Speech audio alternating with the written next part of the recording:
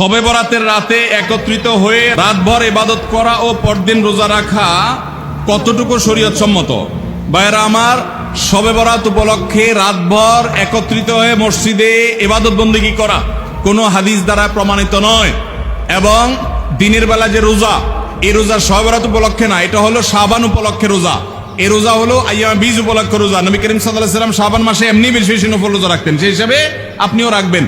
আবার আইয়াম বীজ 13, 14, 15 রোজা রাখতেন, সেই হিসাবে রাখবেন। আপনি আল্লাহর ক্ষমা, এই রাতে আল্লাহ তাআলা বান্দাকে সাধারণ ক্ষমা ঘোষণা করেন, হিংসুক ছাড়া, মুশরিক ছাড়া।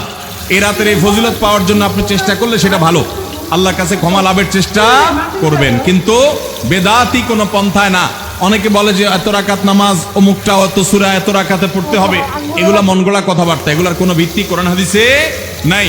আবার অনেকে মনে করে হালুয়া রুটি খাইতে হবে, আতশবাজি করতে হবে, আলোকসজ্জা করতে হবে। শবে বরাতকে কেন্দ্র করে যা হয় তার বেশিরভাগই বেদাত এবং ভুয়া, মন গড়া ভিত্তিহীন, এগুলার কোনো অস্তিত্ব কোরআন হাদিসে পাওয়া যায়। আল্লাহ আমাদের সবাইকে সুন্নাহ মেনে চলার তৌফিক দান করুন। আমরা সুন্নাহ মেনে চলবো। শাবান মাসের সবচেয়ে বড় আমল হলো নফল রোজা রাখা, বেশি বেশি রাখবো তো ইনশাআল্লাহ।